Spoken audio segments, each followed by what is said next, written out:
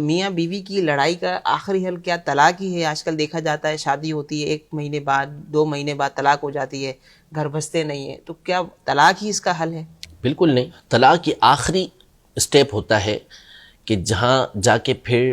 گھر کو توڑا جاتا ہے۔ حتی الامکان شریعت مطالعہ اسی بات کا حکم دیتی ہے کہ آپس میں صلح کی جائے۔ نکاح یہ صرف خواہشات کو پورا کرنے کا ذریعہ نہیں ہوتا، نکاح ایک مبارک عمل ہے اور اس کے ذریعے سے 2 خاندان آپس میں جڑ رہے ہوتے ہیں۔ یہ نسل کو بڑھانے کا ایک ذریعہ ہے اور نکاح یہ الفتوں اور محبتوں کا نام ہے۔ اصل مسئلہ یہ ہوتا ہے کہ تعلیمات دینیہ سے ہم لوگ دور ہوتے ہیں،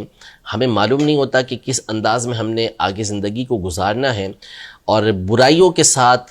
اللہ کی نافرمانیوں کے ساتھ عمومی طور پر ہمارے یہاں عام طور پر شادی کا آغاز کیا جا رہا ہوتا ہے، جس کی وجہ سے پھر یہ نحوستیں آتی ہیں اور بڑی دھوم دھام کے ساتھ کی ہوئی شادی، نعوذ باللہ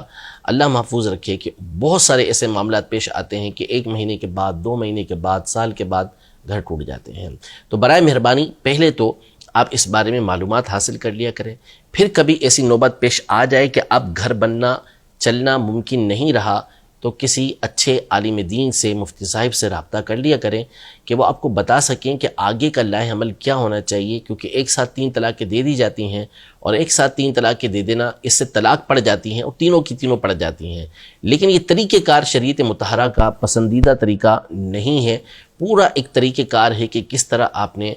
اگر بالفرض نوبت ایسی آ گئی ہے تو کیا کرنا ہے۔ تو اس کے لیے بہتر طریقہ یہی ہے کہ اپنے طور پہ کبھی بھی یہ قدم نہ اٹھائیں، بلکہ کسی معتمد عالم دین سے، سنی مفتی صاحب سے رابطہ کریں۔